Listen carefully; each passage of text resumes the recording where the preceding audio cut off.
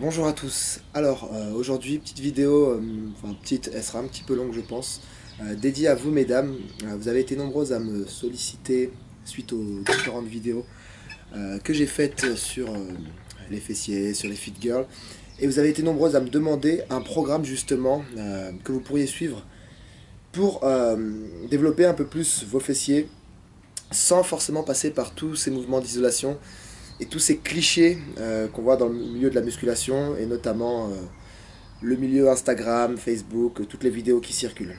Alors, du coup, je vous ai concocté un petit programme avec plusieurs niveaux que je vais expliquer, sachant que quand je parlerai de niveau, je parlerai d'années d'entraînement et de force acquise sur les barres, parce que il n'y a pas y a pas que les années d'entraînement qui vont déterminer votre niveau. Il y a aussi le type d'entraînement que vous avez fait pendant ces années-là. Admettons que vous vous êtes entraîné depuis 3 4 ans, mais que vous avez toujours suivi des programmes merdiques. Malheureusement, vous êtes encore débutante dans le sens où vous n'avez pas optimisé tous vos gains de débutant. Être débutant, c'est une très bonne chose, hein. Être débutant, ça veut dire que vous avez une grosse marge de progression. C'est tout ce que ça veut dire. C'est nul d'être confirmé ou d'être intermédiaire parce que automatiquement les progrès sont beaucoup plus faibles. On progresse beaucoup moins vite lorsqu'on est confirmé que lorsqu'on est débutant. Donc, quand je parle de force, quand je parle de charge, c'est vraiment en fonction de votre morphologie, de votre âge, de vos capacités physiques. Donc ne vous comparez pas forcément à une fille qui aura 2 fois votre max au squat.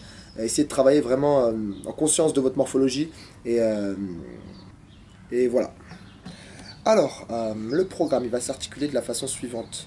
3 séances par semaine, 2 séances différentes à alterner. Un jour d'intervalle entre chaque séance, un jour de repos, pendant lequel vous pouvez faire du cardio, vous pouvez, si vous avez un sport à côté, pratiquer votre sport en prenant en compte que plus vous allez vous disperser, moins vous allez progresser sur votre programme de musculation, moins vous allez gagner de force et moins vous allez gagner masse musculaire, tout simplement parce que votre corps aura plusieurs choses à gérer et votre récupération ne sera pas mise à 100% au profit de vos entraînements de musculation. Donc 3 entraînements par semaine, par exemple le lundi, le mercredi, le vendredi, un jour de repos entre chaque entraînement et 2 séances différentes à alterner. Ça veut dire que lors de la première semaine, vous allez faire 2 fois la séance 1, une fois la séance 2. Lors de la deuxième semaine, vous ferez 2 fois la séance 2, une fois la séance 1 et vous recommencerez ce cycle.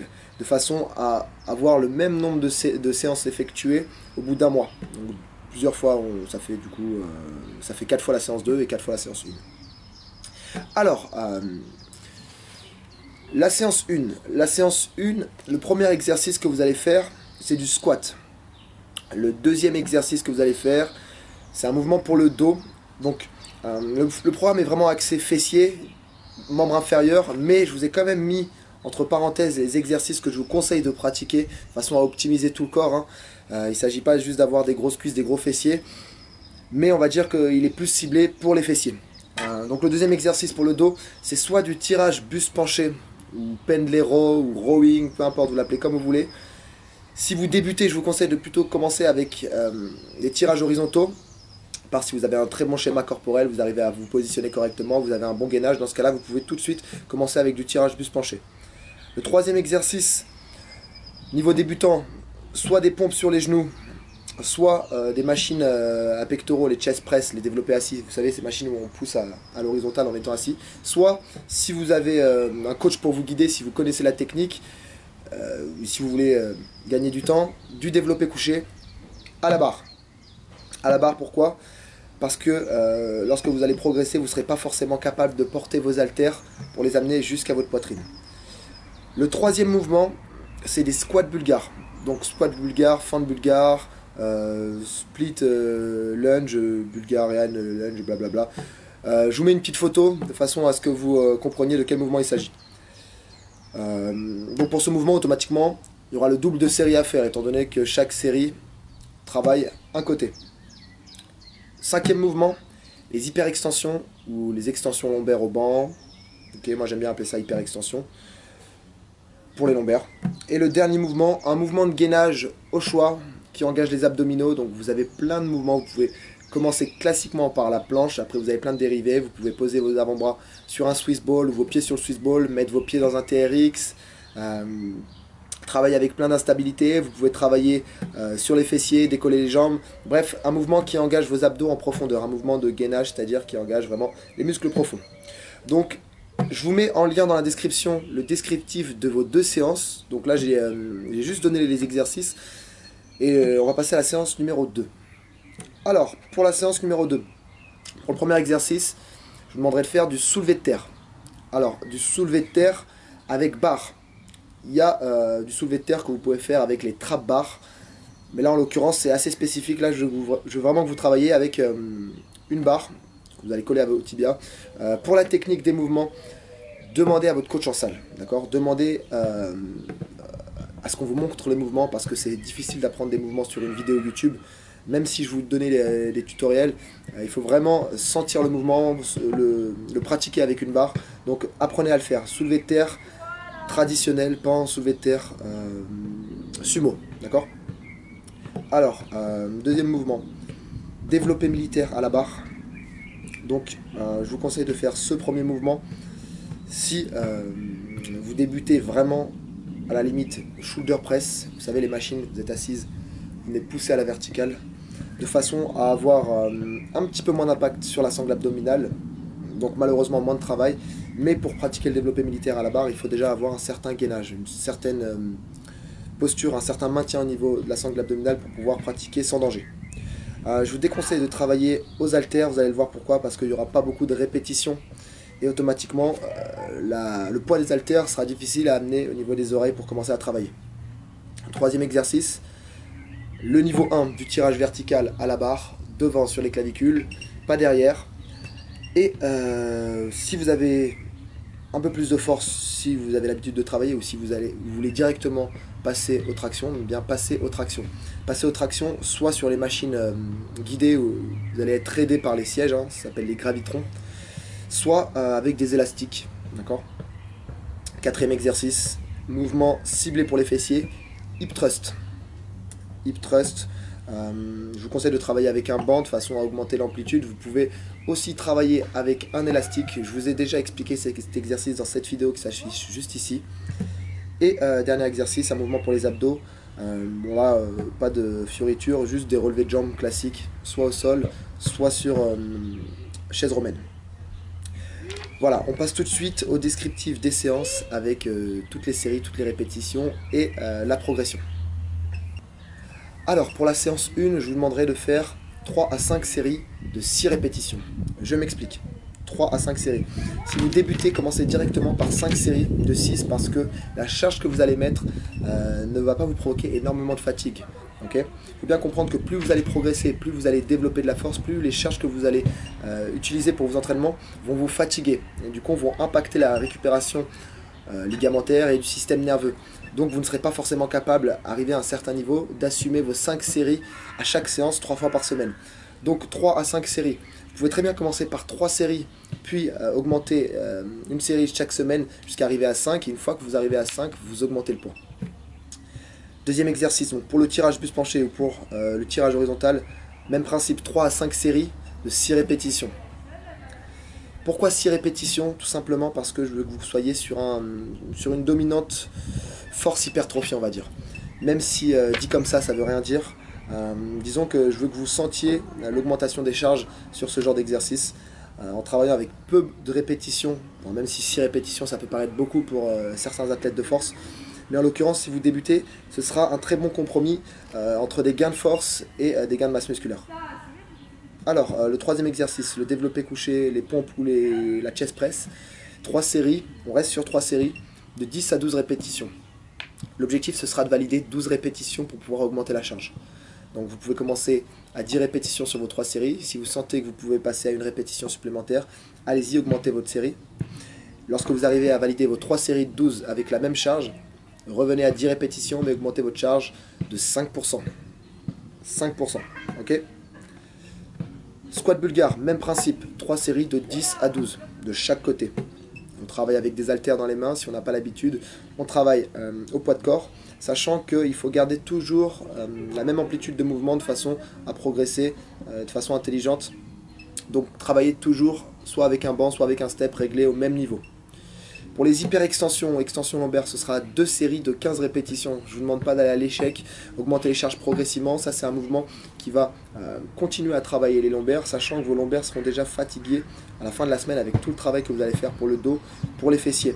Donc c'est vraiment un petit bonus qui va vous permettre de gagner en volume d'entraînement, gagner des séries, gagner de la fatigue pour pouvoir gainer encore plus le bas du dos. Mais c'est pas sur ce genre d'exercice que vous allez chercher vraiment à progresser.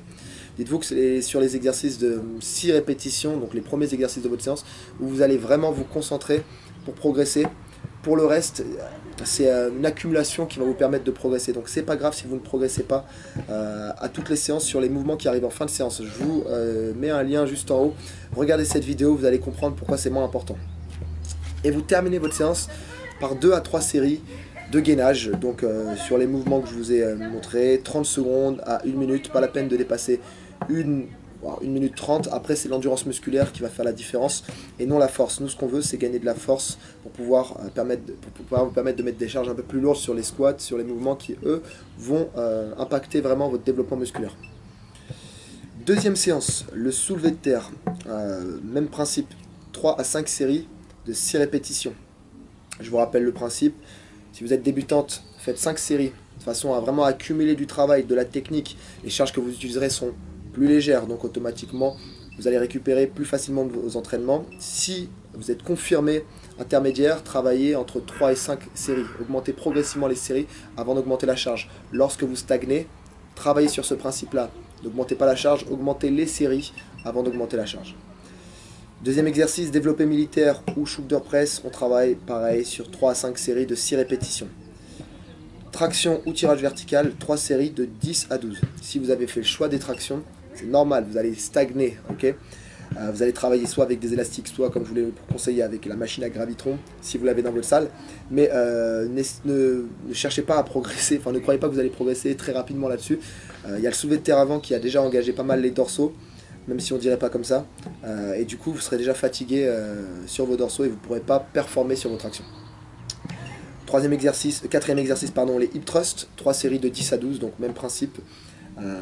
Les relevés de jambes, 2 séries à 3 séries de 15 répétitions.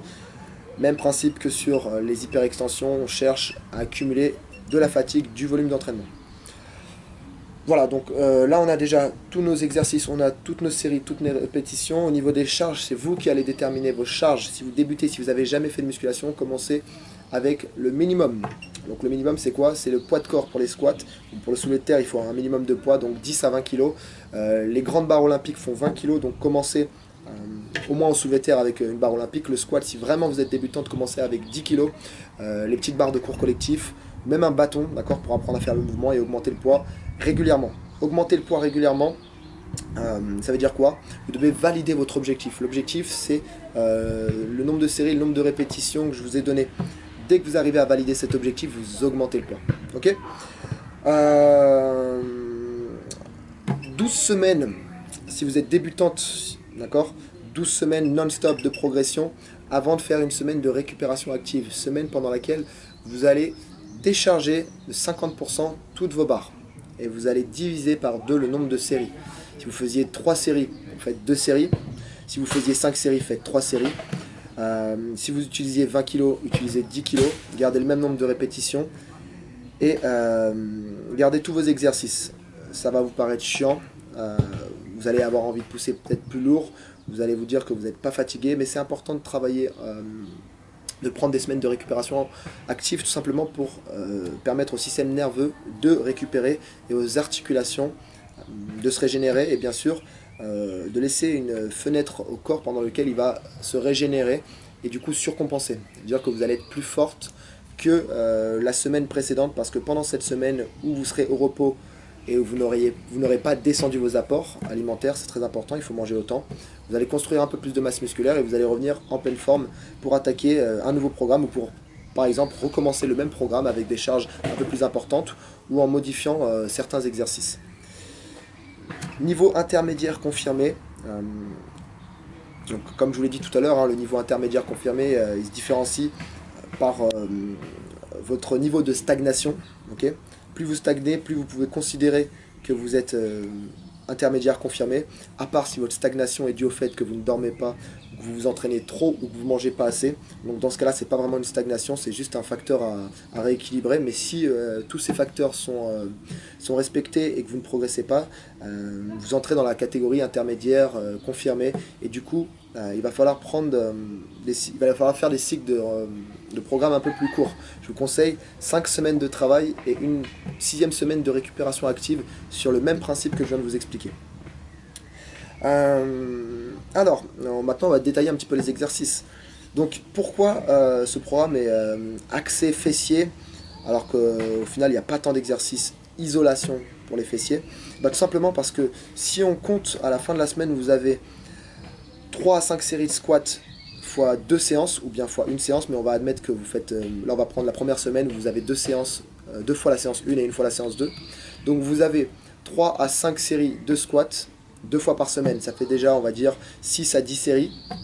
Vous avez du squat bulgare, donc les fentes bulgares, 3 séries, donc 2 fois par semaine, ça fait 6.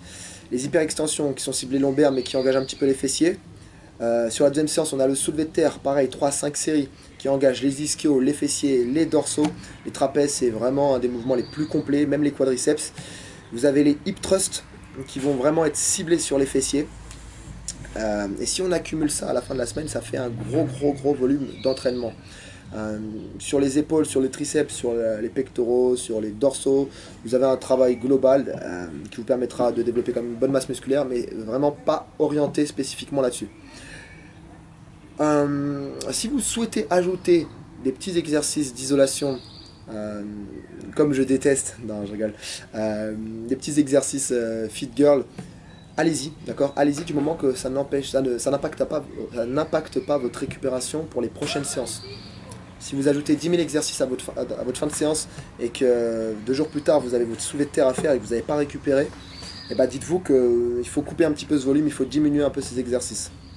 Là vous avez déjà 95% de votre développement musculaire qui est assuré si vous dormez correctement, si vous mangez bien. Donc d'où je sors ce statistique, simplement parce que les études sur le sujet conseillent, de façon à développer sa masse musculaire de façon optimale, 10 à 15 séries maximum par semaine par groupe musculaire.